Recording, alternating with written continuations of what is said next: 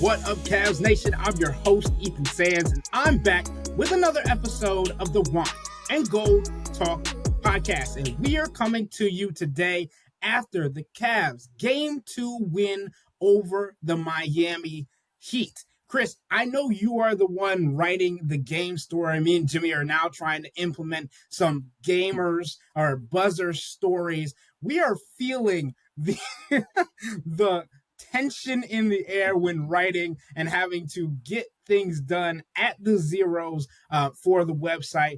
Chris, another game, as we've seen on multiple occasions throughout the season, where it came down to the final minutes. Obviously, the Cleveland Cavaliers were up 19 points at one point in this contest, and then it dwindled all the way down to 2 in the fourth quarter. Walk me through what you were thinking, what you were seeing, and what you were feeling as Rocket Arena also tensed up as the game clock winded down. Well, I was thinking I've got to scrap my entire lead and figure out what other direction I'm going to go with this game story, because the whole thing, to me, the story of the game up until the point where Miami started surging in the fourth quarter and then they needed Donovan's heroics to hold off that Miami Heat team. To me, the whole story was about all these different things that Miami was trying to do, all these adjustments that Miami made. They made tactical adjustments from the very beginning of the game. They changed their starting lineup. They changed their rotation. They inserted different players into their rotation. And it was like, it worked for a quarter. That's it. Because then the Cavs did what the Cavs do, and they built a 17-point halftime lead. Then they built their lead to 19, and they cruised to another victory. To me, that was going to be the story. That no matter what Miami tried to do, no matter what Miami did differently, it just wasn't going to be enough. Because they don't have the Jimmys and the Joes. And then all of a sudden, the fourth quarter happens. And it's like, well, that can't be the story anymore. What's the new story? And then the new story became Donovan Mitchell turning into playoff Spida. And he was just so good in the fourth quarter. And it is so great for them to have a superstar player like that who can erase mistakes, who can do the things that he did in the fourth quarter, making 6 of the 7 baskets that the Cavs had in the fourth quarter, negating the fact that Miami was storming from behind, negating the fact that the Cavs offense went into a funk, negating the fact that the Cavs offense became stagnant, negating the fact that the Cavs let their defense be dictated by what they were doing on the offensive end of the floor. That was about Donovan Mitchell turning into a superhero and saving them from what would have been playoff doom.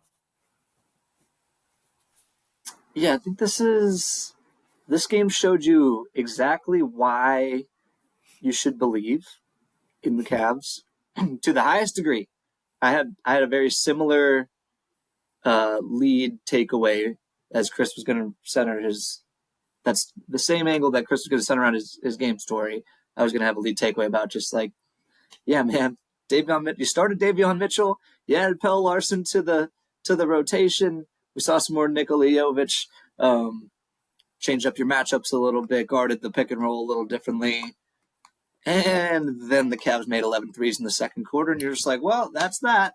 It's like, that's like one of the hallmarks of a great team, right? Is that you can end a game in 5 minutes, essentially. And man, you watch that back. It's the machine's humming. Mm-hmm. It's bink, bink, bink, bink. Like everyone's a playmaker. Everyone's a shooter. The Heat they don't know what's hitting them, man. They don't know what's hitting them. The Cavs are playing. That's like the vision of basketball. It's so good. It's so good. It looks like they can never lose. They can never lose. And then Heat start chipping away. You start getting some weird possessions in the fourth quarter. A lot of like scramble drill type stuff, right? Like loose balls and offensive rebounds. The Cavs lose their place. The Heat are making some threes. They don't handle it well. I mean, like, you look at all these possessions individually in the fourth quarter. Sorry, I see why that happened. I see why that happened. I see why that happened. But you take a look at the collective. No one scored a field goal besides Donovan Mitchell until Darius Garland tipped in a missed layup with like 20 seconds left. Yep. That's not good enough. Evan Mobley, 0 shots in fourth quarter. I get what Kenny's saying. Like, yeah, playoffs could be guard heavy. Fourth quarter could be guard heavy. I don't care. Your offense isn't working. Get your all-NBA big man the ball, or have him call for it. Show you have agency in this, Evan Mobley. If you feel like the offense is going well, you have ownership of it. So go get it. I think that part of it is like that's the part of that you still worry about with the Cavs a little bit. And correct me if I'm wrong, Chris, but when we start talking about offense, our offense wasn't working and it hurt our defense. Well, isn't there another coach who used to talk about that a little bit around this time of year? Yeah. I don't think it's a 1-to-1, but that kind of stuff does raise a bit of a red flag for me. Like, I don't know if I understand where Donovan's coming from after the game, saying, I'm glad this happened. We needed this. We wanted to get some adversity, and we responded. Did we, or did you? That would be my question. Yeah. That would be my question to him. And I just wanted to give a little tidbit because this is supposed to be fun, right? We're doing a podcast, boys talking about sports, all these things. Great friend of the podcast, great friend and legend of cleveland.com and Cleveland Cavaliers coverage. Terry Pluto left the game after, I think it might have been even before the second half. We're in the second quarter and Terry's sitting next to me and we're talking back and forth about what's going on, what's not working, what's going right. And then the Cavs go on this barrage of threes, hitting 11, a new NBA record, playoff record for threes in a quarter. In that second quarter, they hit 11. And Isaac Okoro subs into the game, hits a corner three. Terry Pluto goes, that's the game, and literally walks out of the building. So I think everybody in the arena kind of was thinking the same thing. Well, if the Cavs are going to shoot like this, I don't know if Miami is going to be able to hold their water, right? And obviously we've seen that over the course of this series. We've seen that over the course of the regular season. But the most important part is what Kenny Atkinson said.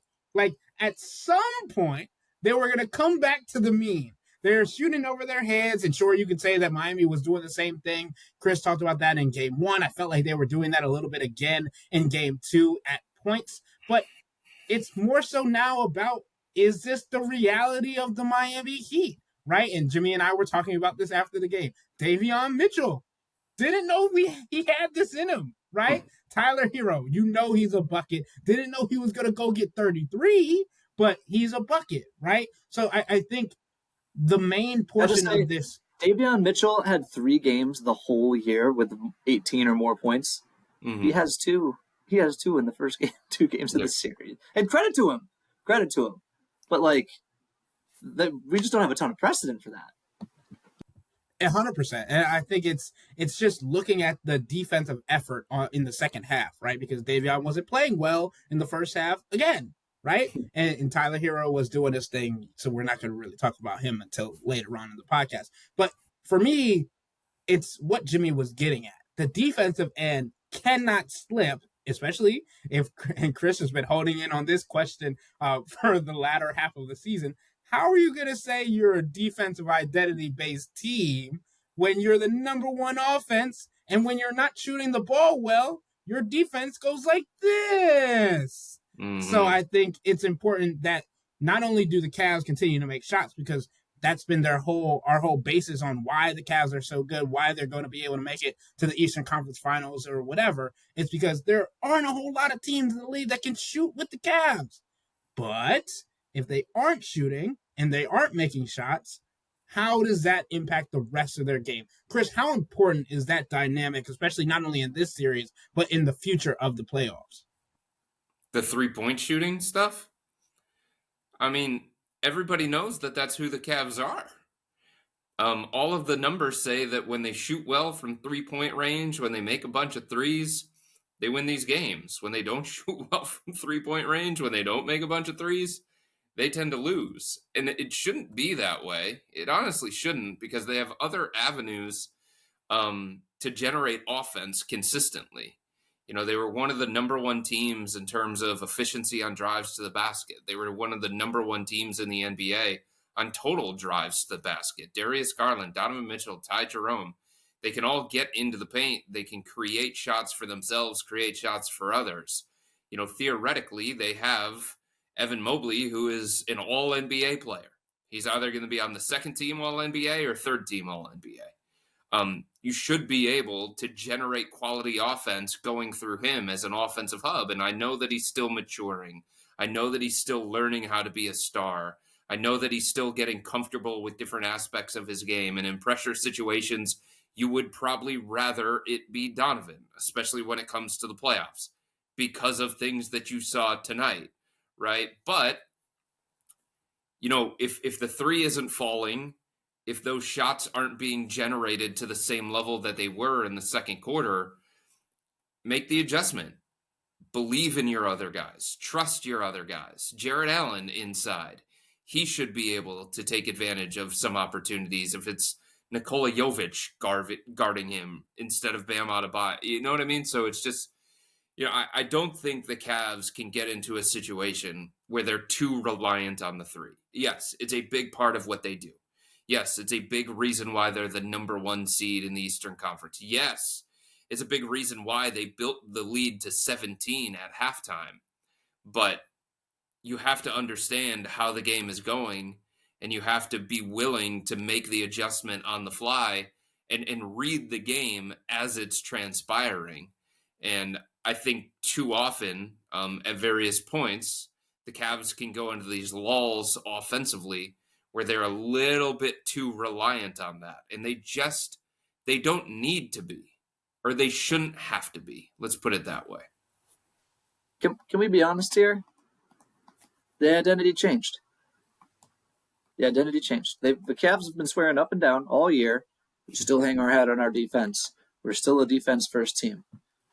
Well, the numbers tell me otherwise. Your personnel decisions tell me otherwise. Mm-hmm. And at a certain point, your offense, the things you do to be good at offense in this league and the things you do to be good at defense in this league are in conflict sometimes.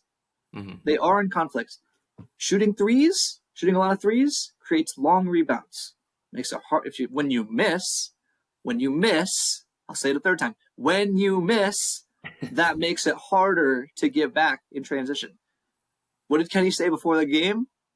By far, the most efficient action in the NBA is transition. That's great, obviously, but every team wants to be in transition. But what happens when you run in transition? And again, you miss. Guys lag behind the plate. It creates a transition opportunity for the other team. It's a two-way sport, and the two ends of the court are connected. Okay? JB played a different style because he played a different style to support the defense. Mm-hmm. All right? And it's to the personnel point, it's easy to say, well, you can't let your lack of offense affect your defense sometimes. Well, here, let me tell you something. You look up and down the Cavs roster, you should count how many guys derive their basketball identity by how they play on offense versus how they play on defense. Count them up. And once you get there, we're probably talking, I'm talking off the top of my head. We think Evan Mobley's a defensive guy. Jared Allen's a defensive guy. Isaac Okoro's a defensive guy.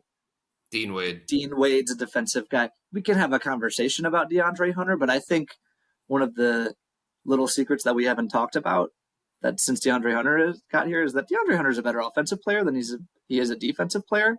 Yeah. That's a take I have. I wonder how many Cavs fans share that take, but that's a take I have.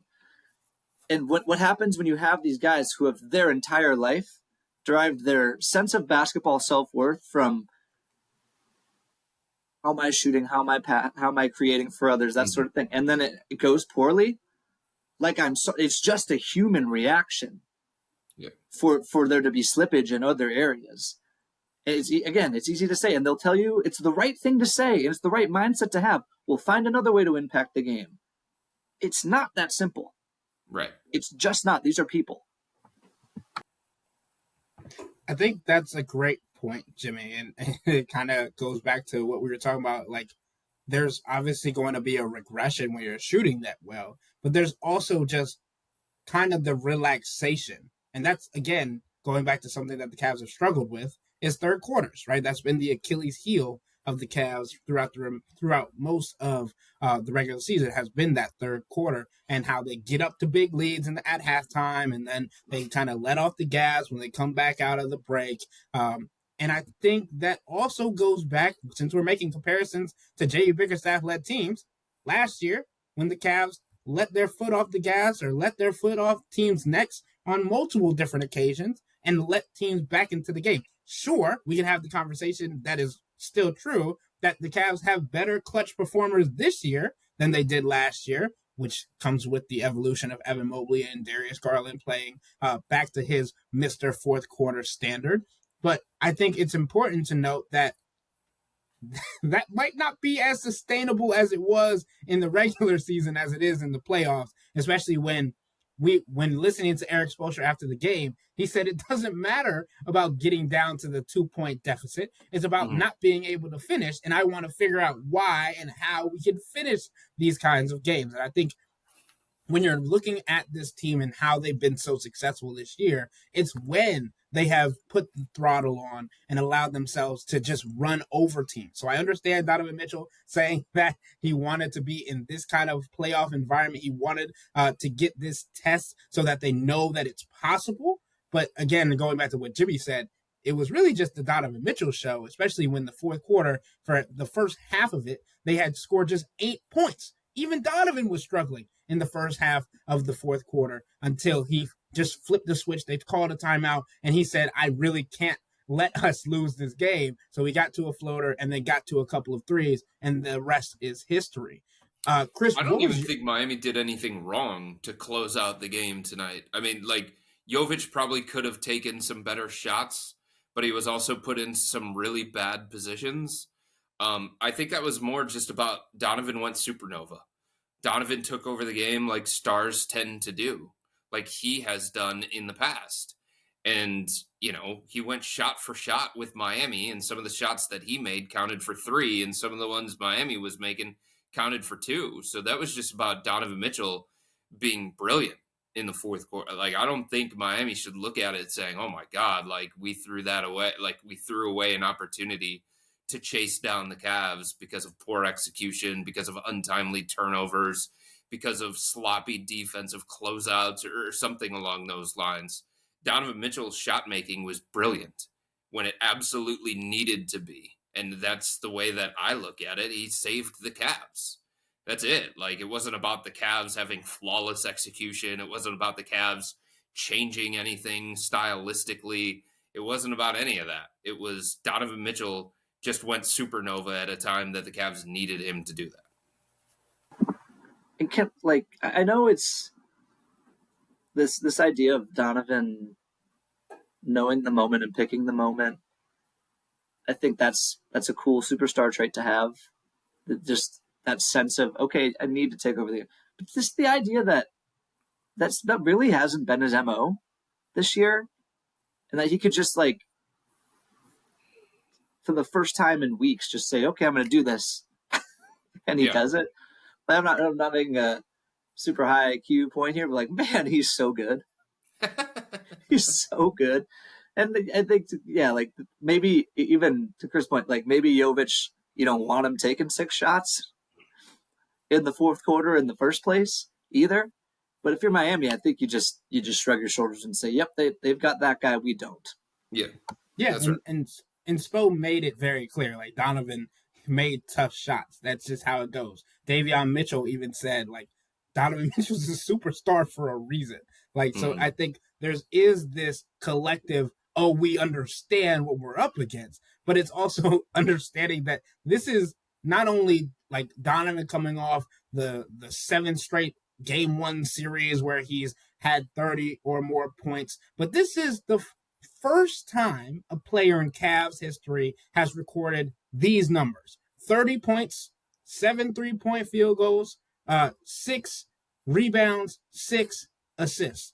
Donovan Mitchell is etching his name in the Cavs franchise history, and he's been doing it all year and since he's gotten here. But I think when we talk about separating legacies, and obviously that dates back to LeBron, I think Donovan understands that this team did need one guy then. He doesn't feel like they need one guy now. And obviously it was rare this season when they needed him to take over, as Jimmy had mentioned.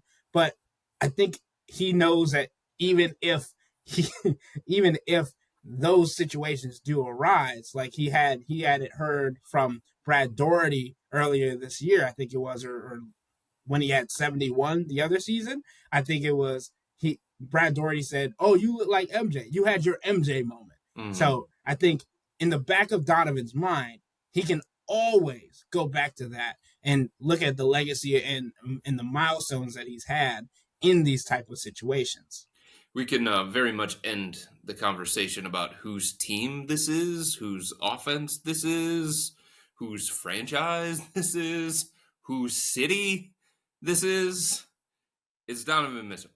Until further notice, it is Donovan Mitchell. And you just saw that difference.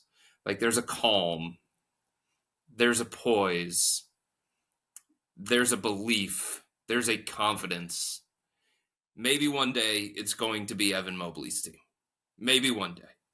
But we're just not there yet because Evan's not there yet. Donovan is still on a different level. And maybe one day it becomes Darius Garland's offense. But we're not there yet because Donovan is just on a different level. The level of basketball maturity, the level of composure, the level of superstardom, the level of everything. Like, we can end all of those conversations about, hey, maybe Evan is the most important player to the Cavs' success. Hey, maybe Evan is ready to be the man. Hey, maybe this is Evan Mobley's team now, not Donovan Mitchell's team. No. This is still very much Donovan Mitchell's team, and he sent a reminder of that tonight.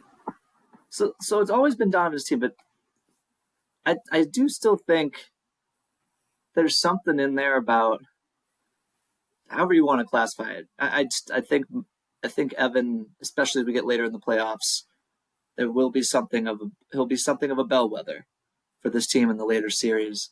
And I want to, we can have a bigger picture conversation about that another time. What I want to ask now is, did tonight's, the fourth quarter where Donovan is so freaking good and Evan and Darius were what they were. Evan didn't take a shot, invisible on offense.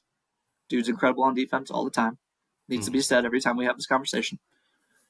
Darius was, I think, 1 for 3, and I know one of the misses was, I think he had a fall away on one foot, and then the other one, the crazy herky jerky floater that he tried to throw up. I think that's what it was, and then the tip in.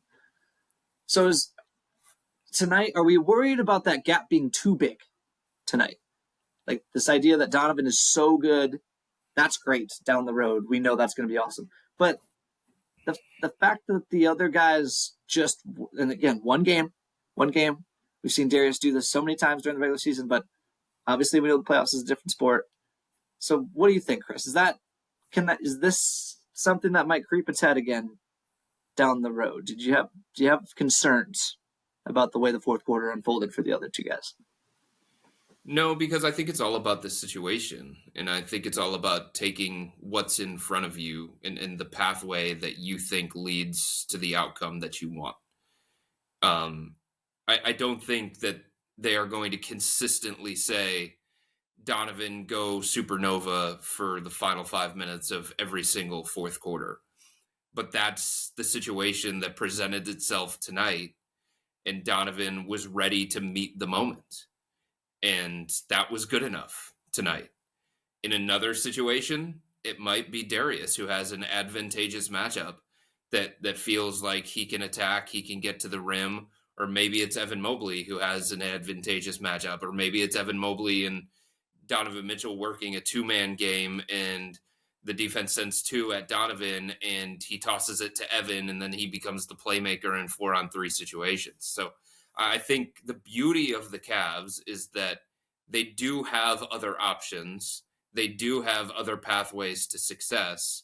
But when it comes to the playoffs, it's about what's in front of you. And it's about figuring out the solution to whatever situation that you're in.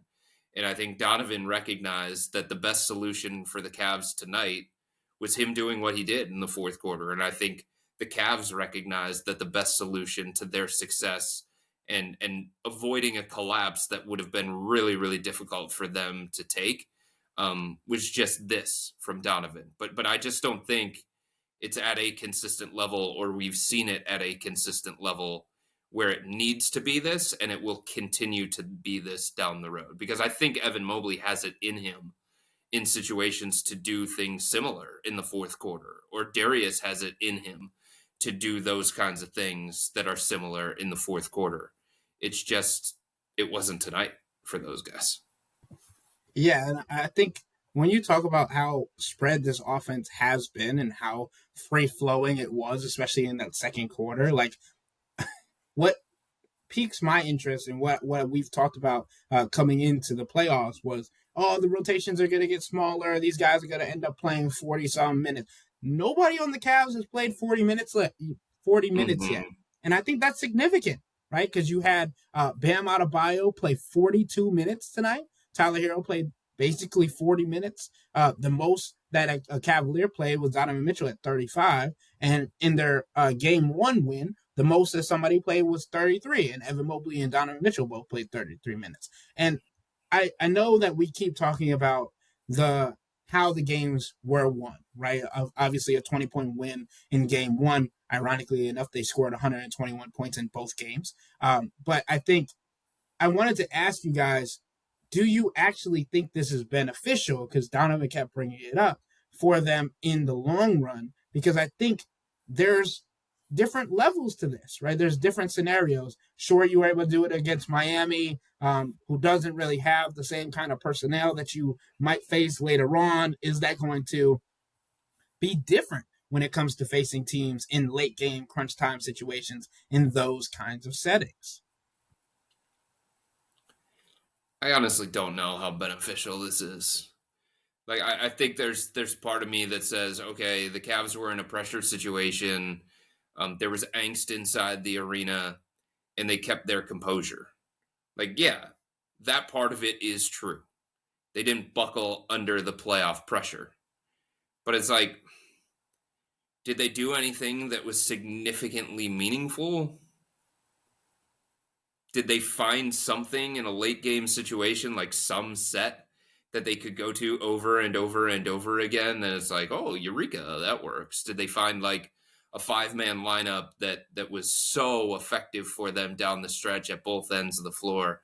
Like, I didn't come away with that kind of feeling. I just came away with the game was slipping away from them in the fourth quarter, and their star saved them.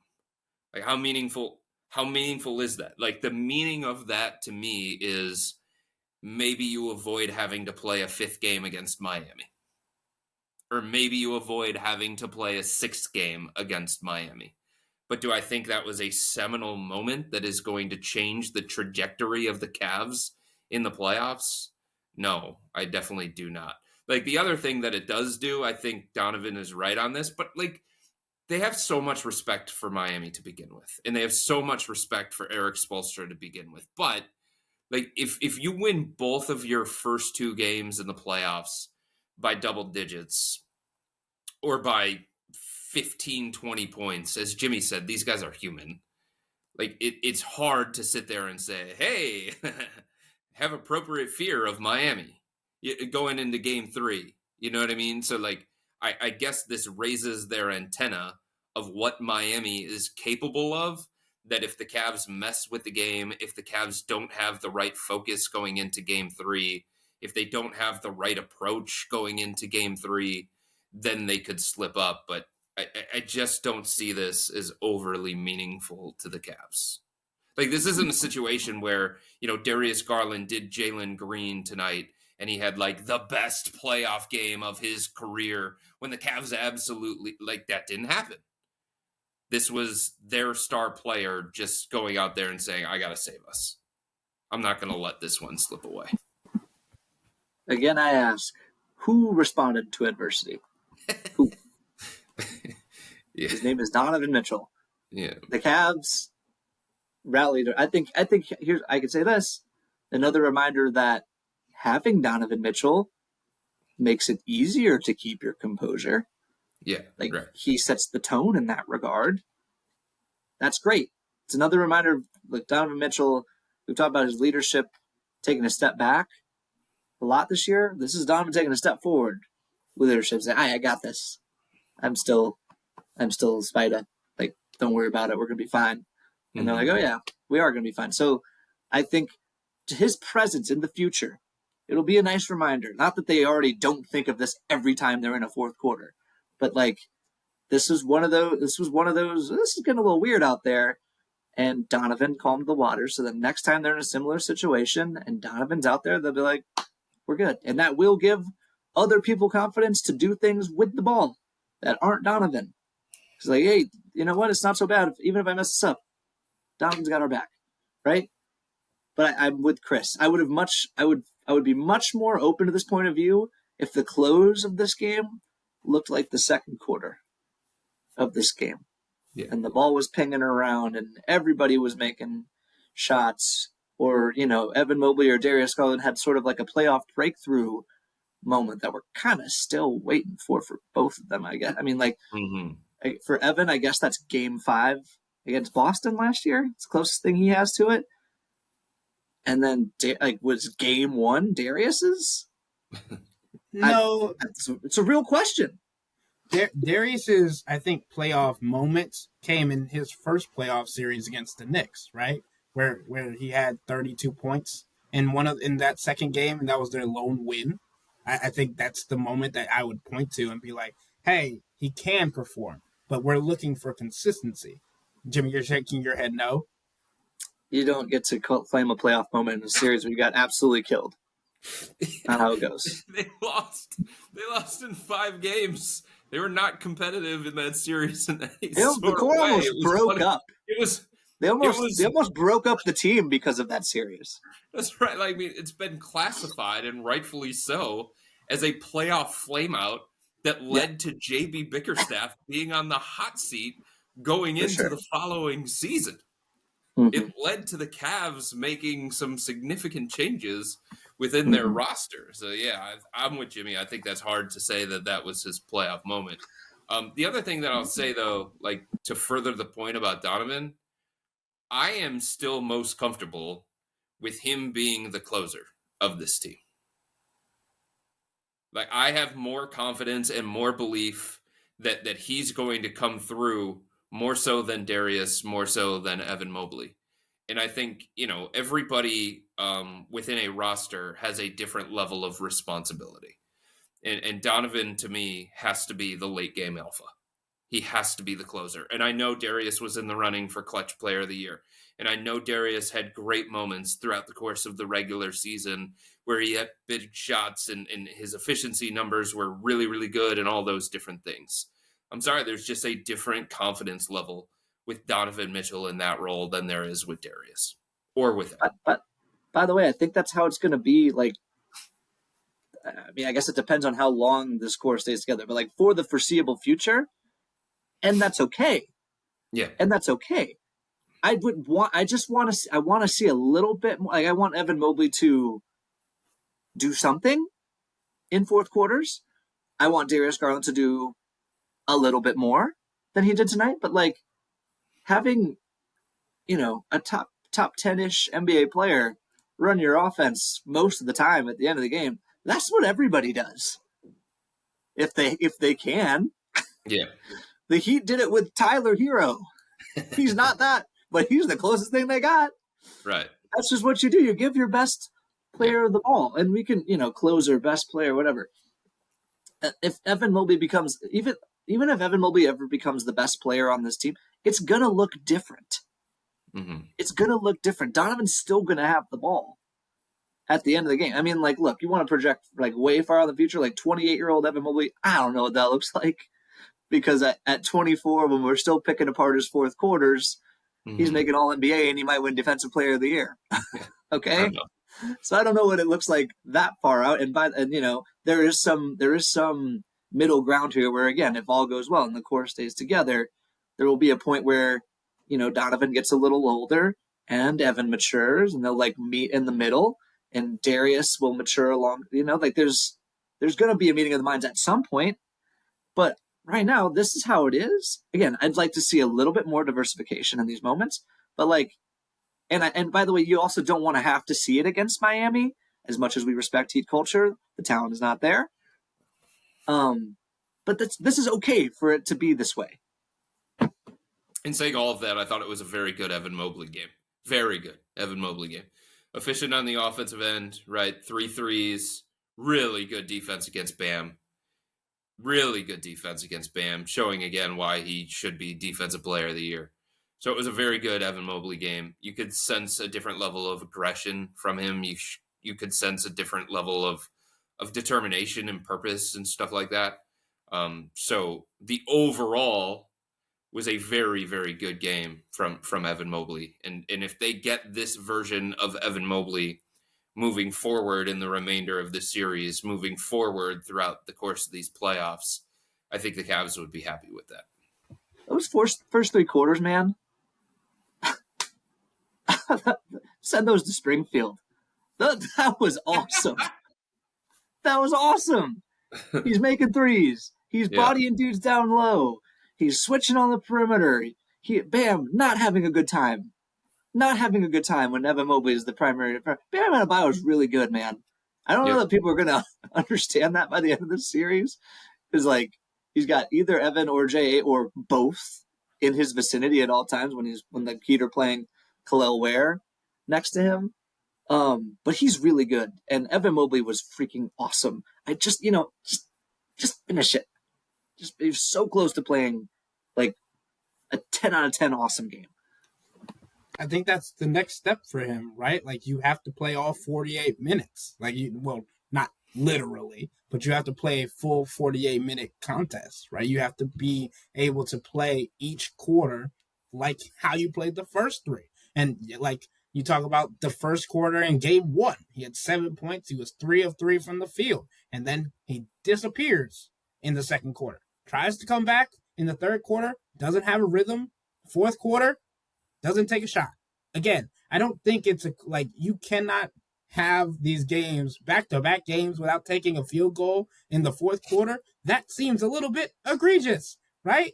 But I also think it's important that as we talk about these things, and I think you guys did it well, like, there is positives to take away from. And I when we talked to Evan Mobley before today's game, he was, I don't want to say combative, but, like, he was definitely like, well, I thought I had, like, a decent game in game 1. I don't feel like my aggression level, like, diminished that much. And then he comes out in the first quarter and acts like a madman, like, and you just kind of see him put it back onto the show of him doing what he's meant to do. And Chris, I wasn't in the interview for Evan Mobley because we were in the locker room, but I know you have a story about his aggression level being a little bit based on the frustration of himself not playing to his standard for all 48 minutes of game 1. Can you speak to that a little bit?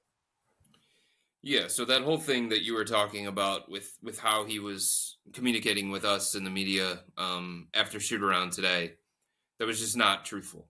From everything that I understand, from people close to Evan, people that have been around him the last couple of days, like, he was pissed about the way that he was playing in game 1, the way that he did play in game 1.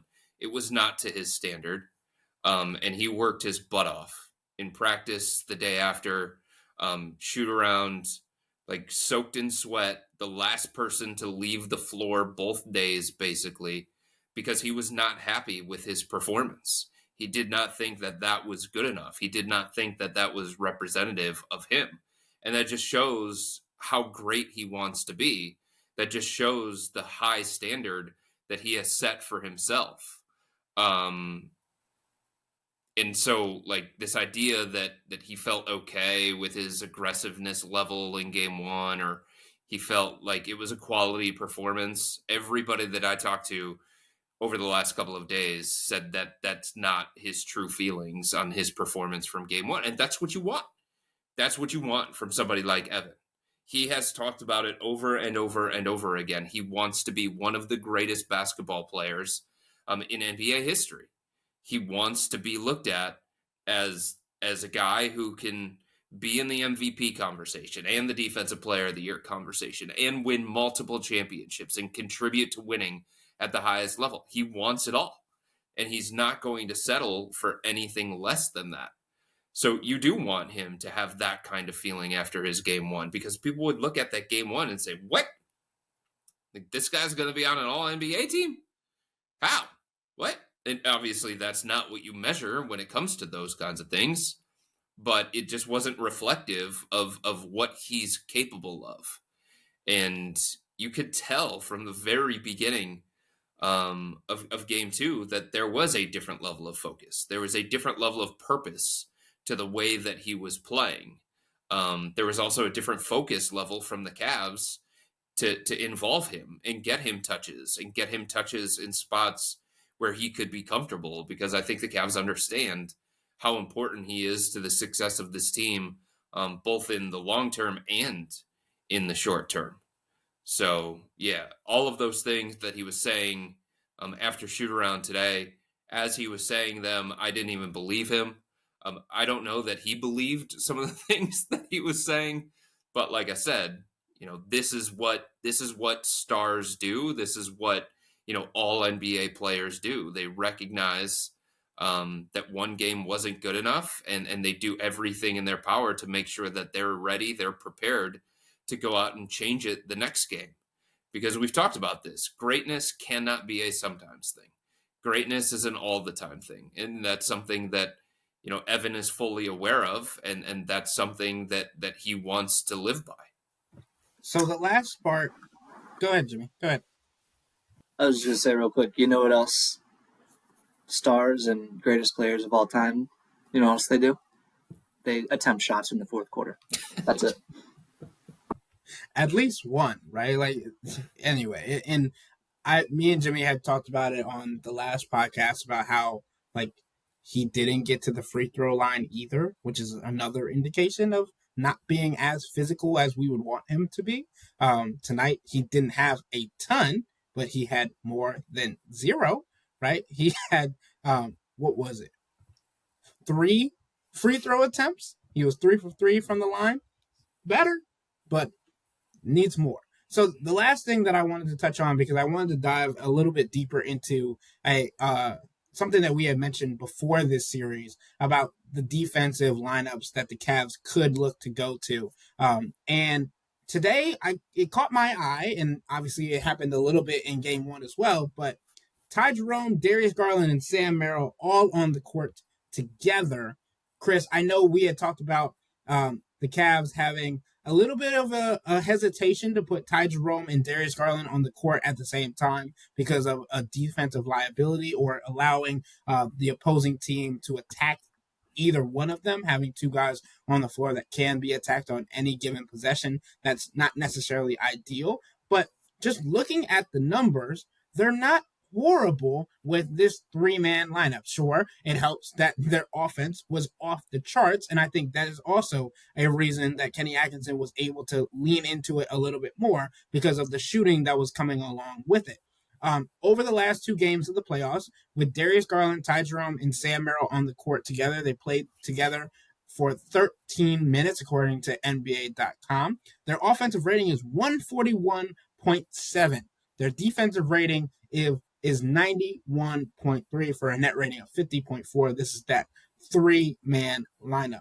Chris, I know we talked a little bit about this before the playoffs began. What do you think about how Kenny Atkinson's perspective of the defense has changed, or could continue to change as the series differ? It's been clear in the first 2 games that Kenny values Sam Merrill more than Dean Wade and Isaac Okoro. And the things that Sam brings to the offensive end of the floor, and he believes in his defense enough that he doesn't feel like there's going to be significant gains by going to Isaac and Dean. And they're certainly not going to offset the problems that could arise with both those guys offensively, because there is a give and take here. I still think there is. Like, Isaac made the three tonight, and that was really, really important for him. But as an offensive player, as a threat, as how the defense chooses to guard him, it's just different. It's different with Sam Merrill, and it's different when it comes to Sam Merrill and Dean Wade. And it's clear that the Cavs are making some offensive-based decisions because they want to keep that flow. They want to keep that rhythm. They want to be able to score enough that Miami's not going to be able to keep up with it. And if this was a different situation where Kenny Atkinson felt like Sam Merrill was a defensive liability, or he was getting exposed, or him being targeted was problematic for the Cavs defense, then maybe it changes his line of thinking. But he believes in Sam's defense enough, and he understands that Sam brings a different dimension offensively and a different ceiling to this team offensively than Dean Wade and Isaac Okoro. Look, maybe it's different against Milwaukee/Indiana. Maybe it's different against the Celtics if that's the matchup in the Eastern Conference Finals. Stop overlooking Indiana, people. But in this series in particular, he feels like it's more important to have Sam Merrill out there than it is Dean Wade and Isaac Okoro. And based on the majority of the first 8 quarters of this series, it's hard to argue otherwise. Remember we were talking about identity changes earlier? Yeah, this Isaac Okoro and Dean Wade played something like 4 or 5 fewer minutes combined than Sam Merrill tonight. JB Bickerstaff would not be having that. None of it. He would not be having that. None of it. And I just wanted to reiterate the point of Ty Jerome and Darius Garland on the floor together. They played 20 minutes in the playoffs. Some of that is because they're playing Miami here. Right. We're talking about Miami. I hear you. They're not as equipped as good as Davion Mitchell has been, and Nikola Jovic did put his shoulder in Sam Merrill's chest in a way that, it made you think twice. In a way that Alec Burks certainly did not in the first. A lot of Nikola Jovic happening out there tonight. I mean, that's the other thing with Miami here. As the series continues to progress, like, Spo is starting to learn who is not playable in this series, right? He went away from Alec Burks completely. Burks was in the starting lineup for game 1. Burks had been playing well down the stretch for Miami, making a bunch of threes. They liked the things that he was bringing from a stability standpoint, but Miami looked at it and said, we've got to have somebody else who can dribble the basketball besides Tyler Herro. We have to have somebody else who can create instead of Tyler Herro, and that was Davion Mitchell, right? It's the same thing that Kenny Atkinson is looking at. Okay, like, what things do I need against this group of personnel in this particular series against this particular defensive scheme? But Spo's at a point where he can't play Alec Burks. He can't play Terry Rozier. Like, he couldn't play Terry Rozier before, and then he sprained his ankle at practice. Duncan Robinson, holy moly, was he getting torched on the defensive end of the floor. Like, the beginning of the second quarter, when the Cavs made shots on their first 5 possessions, and then they scored on 9 of their first 11 possessions of the second quarter, that was in large part because they were relentlessly targeting Duncan Robinson, putting him in a lot of screening actions. He just couldn't hold up. So, I mean, Spo might not be able to play him moving forward in game 3 because the Cavs just torch him on the defensive end of the floor, and they need more defense. So it's just becoming harder and harder. And you think by the end of the series, or as this series continues, the depth of the Cavs is just going to be a little bit too overwhelming for a team like Miami, even though Isaac is only playing like 5 minutes and Dean Wade's only playing about 5 minutes. Like, I think the Cavs certainly have more playable bodies than Miami does, and that is going to exhaust a team by the end of this thing. Different reasons, but Andrew Wiggins also played 0 fourth quarter minutes tonight. Yeah. 0. He's been rough. And I think when we talk about Dean Wade, me and Jimmy had talked about this on a previous podcast, that Kenny Atkinson had scolded Dean Wade during a timeout when we thought it could have been, because we were both furiously writing during game one, it could have been like he didn't take a shot, didn't take an open look, because Donovan and Kenny have been on him for that in previous games this season, but it was because he didn't get a rebound. Yep. According to Kenny Atkinson, By and the way, still hasn't got one. yeah, I mean, did he get one in game one? Did he get one? No, I don't think he did. I don't know. He didn't tonight. Yeah. So Dean Wade did not get a rebound tonight. He had a steal, and he was +6 in his 5 minutes of play. But obviously that was because of the defensive end, not because of what he was contributing on the offensive end. I'm looking back to the game one against the Miami Heat, and Dean Wade got 1 rebound. He had 1 defensive rebound. And while Kenny Atkinson said that he would get on him for missing or not taking an open look, he's in the game to play defense and rebound. So he got on him during the film session afterwards as well, as the Cavs were practicing. But I think, Chris, what you were talking about attacking the defense of the Miami Heat is what they were doing with Duncan Robinson. They also do it with Tyler Herro at an abundance. And Darius Garland said something very interesting to me, but we already kind of knew it, right? He said after the game, when asked, what do you do to limit turnovers and play clean brands of basketball? You attack Tyler Herro. You go at Tyler Herro. And I think that it was a bold, blunt statement, but I don't think he could have put it any better than that, because that's exactly what the Cavs have been doing over the first 2 games. I mean, look, Miami came out into a defense for the very beginning of this game to, in a way, protect Tyler Herro. They didn't allow him to switch onto Darius. They didn't allow him to switch onto some of these guys. They played a different kind of defensive coverage that prevented that. You know, at times they went zone. They went zone earlier in this game than they did in the first game. So Miami knows. Miami knows that the Cavs are going to attack Tyler Herro. Miami knows that every team in the NBA is going to try and attack Tyler Herro. And look, part of it is he's not a good enough defender. That is part of it. The other part of it is everybody knows the responsibility that he has on offense. So try and wear him down. Try and put him in foul trouble so he's not on the floor.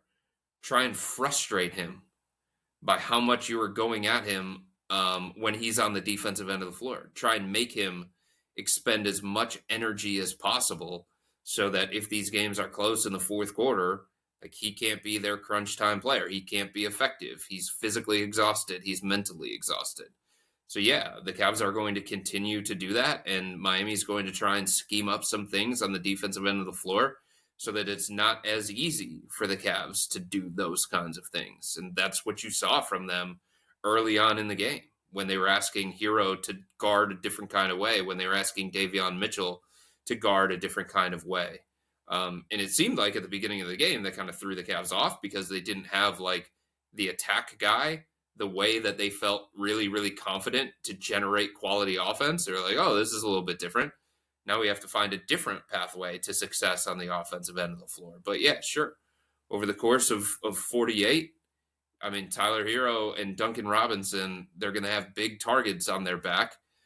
Those are the guys that are at the top of the scouting report for the Cavs to go at, because they're not as good defenders, and you want them off the floor as much as possible. Make no mistake, it certainly helps that Tyler Herro is the offensive engine of Miami, and you want to make him work. They're going at him because you get points. Earlier in Tyler Herro's career, they used to cut his minutes for this stuff when he was the 6th man, when they had other options, when they had playoff Jimmy, frankly, as their shot creator. I looked this up before the game. Tyler Herro entering tonight had defended 16 field goal attempts. Now, sometimes that gets a little wonky. It's about if you're the closest defender, whatever. Take that for what it's worth. The Cavs made 12 of them in game one. It was the highest opponent field goal percentage of any player in the playoffs who had defended at least 10 field goals. It was working. Yeah. It was working, and it will continue to work. By the way, to Chris's point, it's not just like, so, okay, guarding someone on a switch when you're not equipped to do so, that is physically exhausting. That is mentally exhausting. But also, like, showing and then recovering, as they're having Tyler do now, that is physically and mentally, because you're like, your brain is like, I gotta go, like the whole time on defense. And there's all, I mean, let's be, again, you're human. Your coach is scheming the defense so that you don't have to guard someone. That probably doesn't feel very good, huh? Right. I mean, it's the opposite if you think about it with the Cavs and like the approach that they took with Darius Garland. Kenny Atkinson said from the very beginning to Darius, we're not going to hide you. You just have to figure this out. You have to toughen up. You have to get stronger. You have to deal with the fact that we're going to switch things on the defensive end of the floor, and teams are going to go at you, and we're not going to protect you. We're not going to overhelp. We're going to keep our defensive integrity as much as we possibly can. We're not hiding you. Figure it out. And they've done it.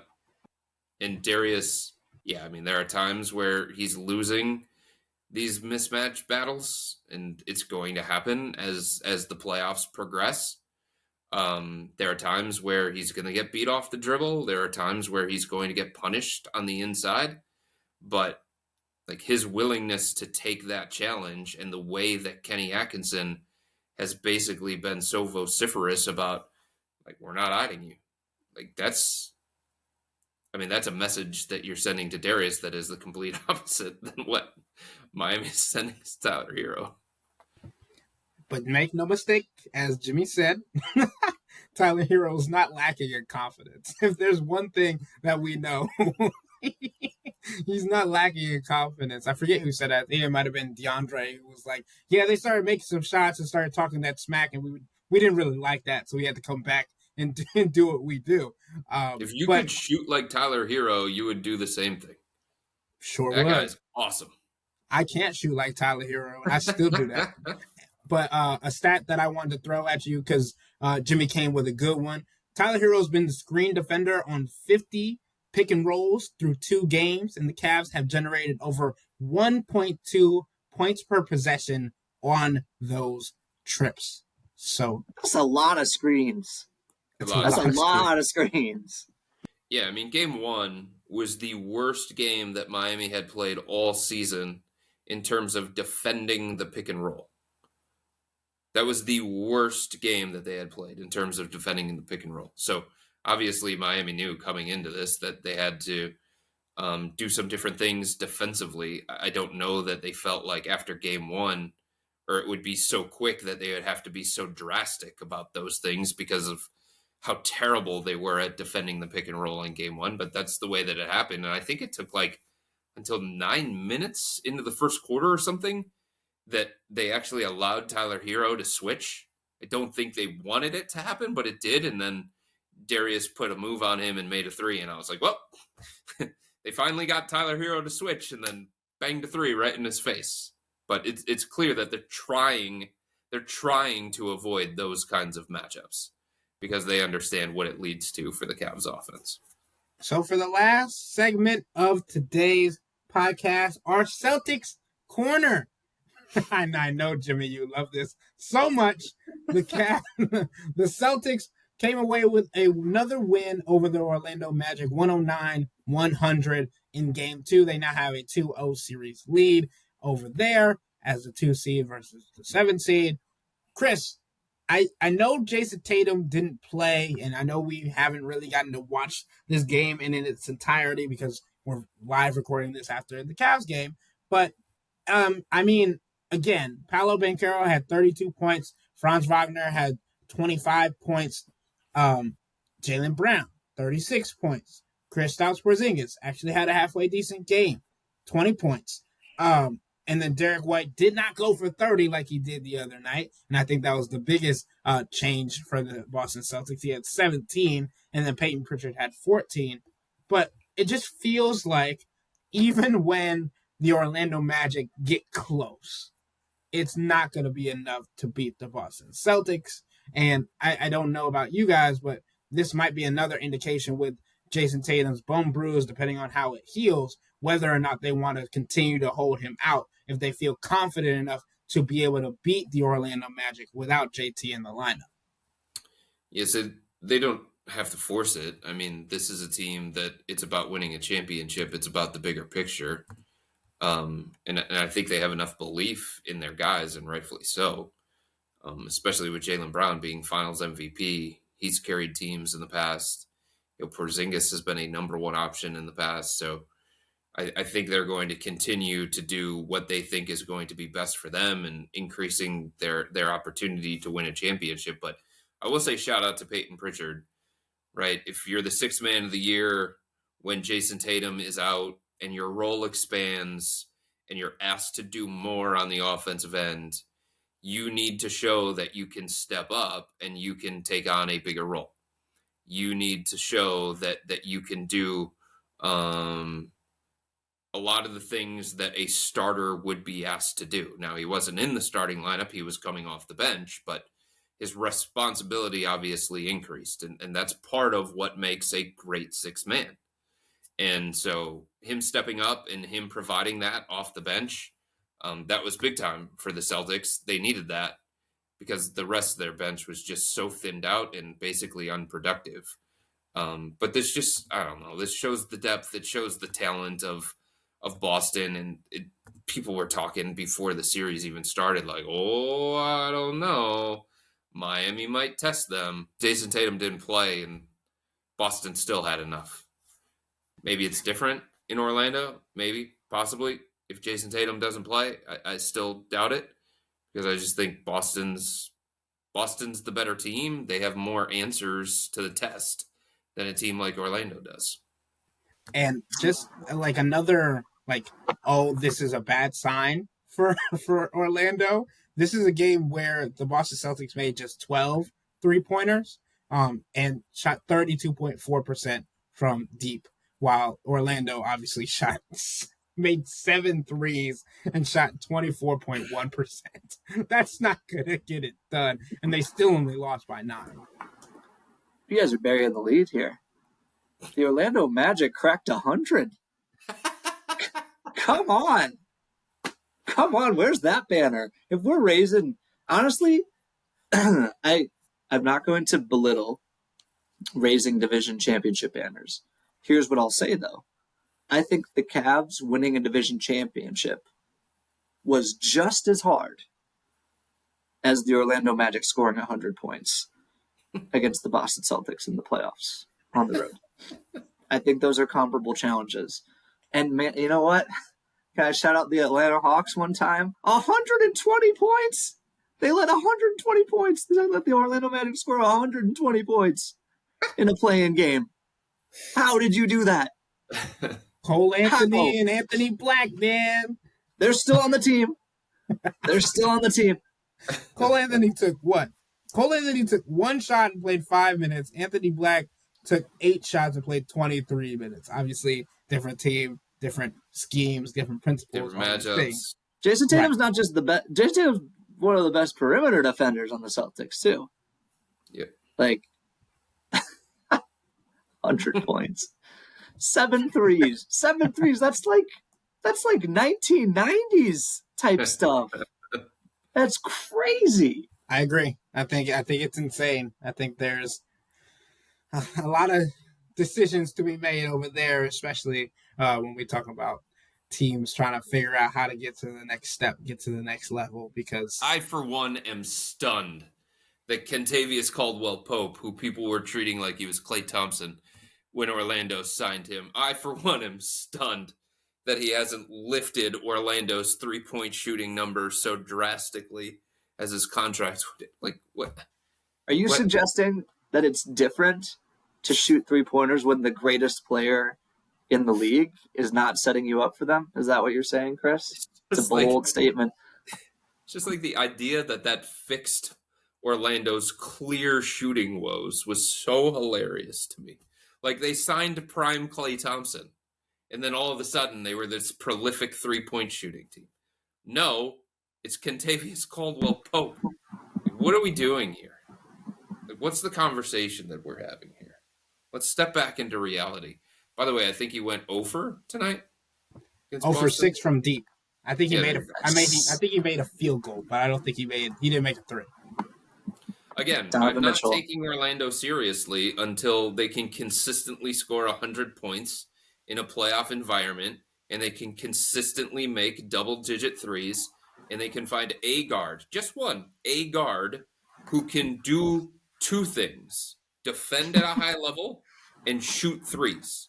Like, that's it. But they don't have one of those, so I can't take you seriously until that happens.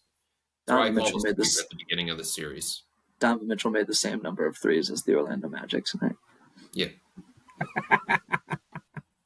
That's just a cruel world we live in, right? And obviously, the Boston Celtics didn't do much better, right? The Cavs made 11 threes in the second quarter.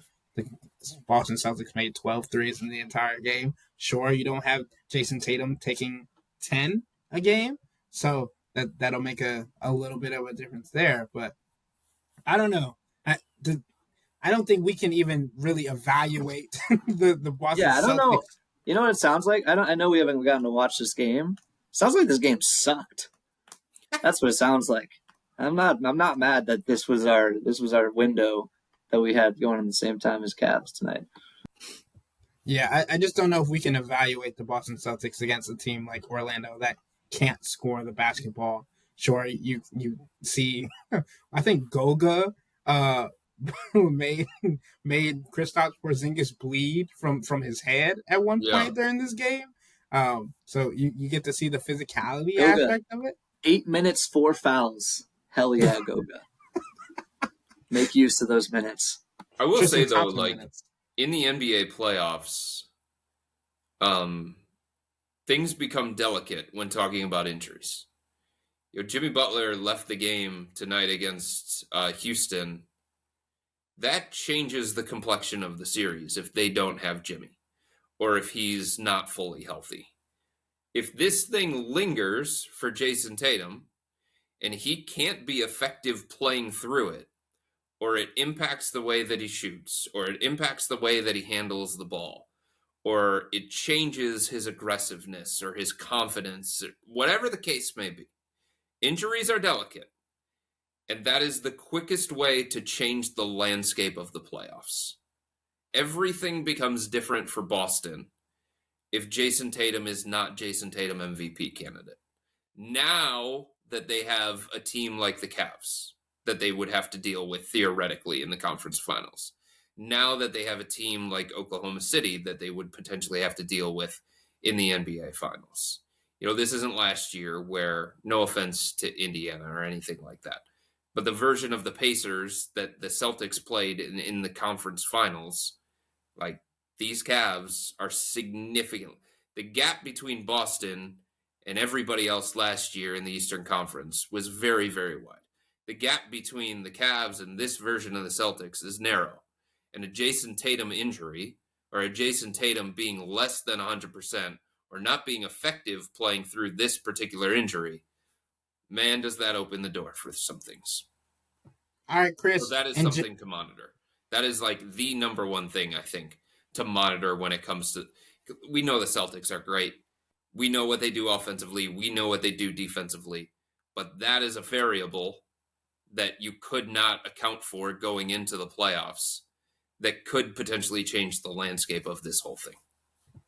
All right, Chris and Jimmy, last question before we get out of here, before we allow Chris to get on the road or get on There's more in the air. One more question. Do you think the Cavs can survive the South Beach flu when traveling to Miami for the playoffs? Do we think this was Miami's best shot tonight? Yes. Or yes. Saturday. Today or Saturday? I mean, do I think they're going to be within 2 points late in the fourth quarter again? No. I don't know. This was such a weird thing that unfolded in the fourth quarter, and I just don't know how much stock and how much was real of that fourth quarter.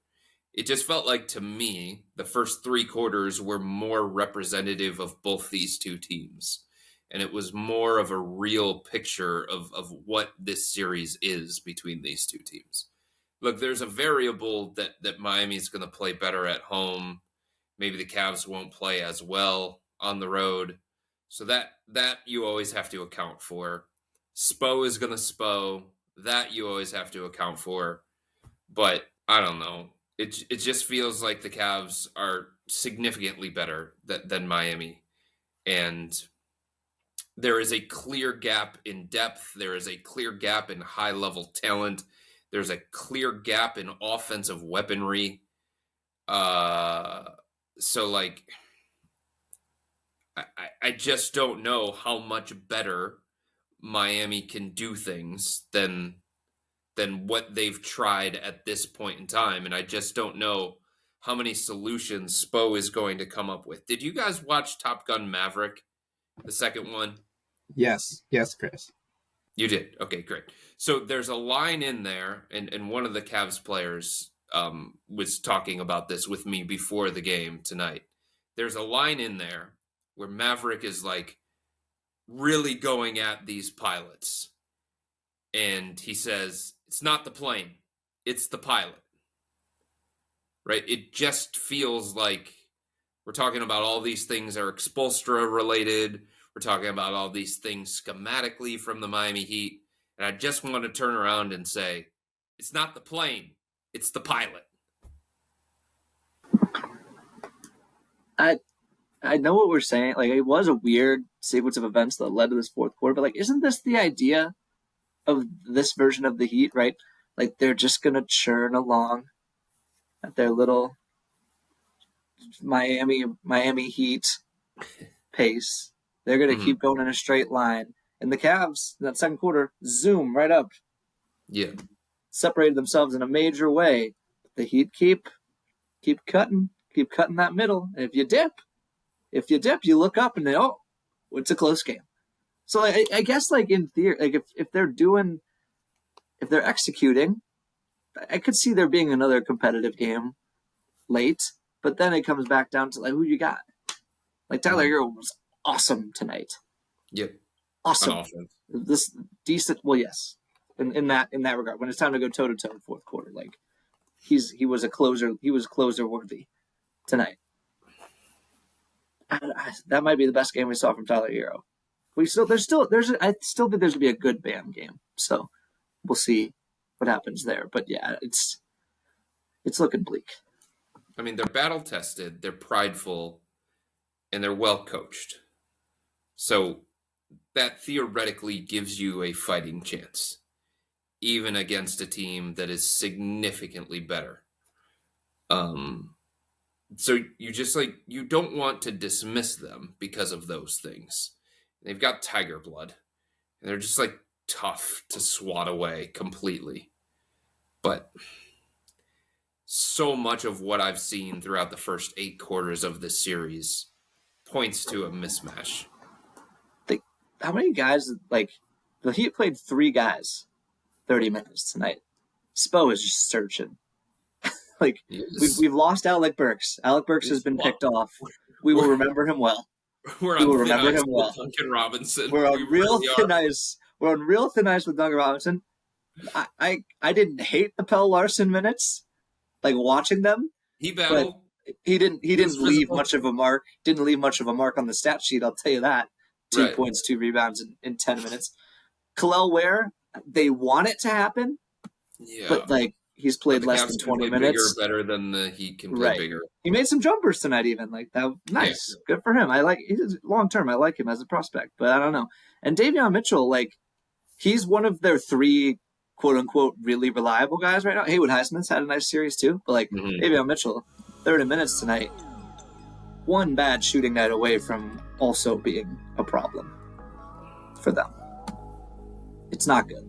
with all that being said, that'll wrap up today's episode of the Wine and Gold Talk podcast. But remember to become a Tabs Insider and interact with Chris, me, and Jimmy by subscribing to Subtext. This is where you can send in your questions for our weekly Hey Chris episodes. Sign up for a 14-day free trial or visit cleveland.com/Cavs and click on the blue bar at the top of the page. If you don't like it, that's fine.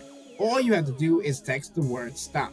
It's easy, but we can tell you that the people who sign up stick around because this is the best way to get insider coverage on the Cavs from me, Chris, and Jimmy. This isn't just our podcast, it's your podcast. And the only way to have your voice heard is through Subtext. Y'all be safe. We out.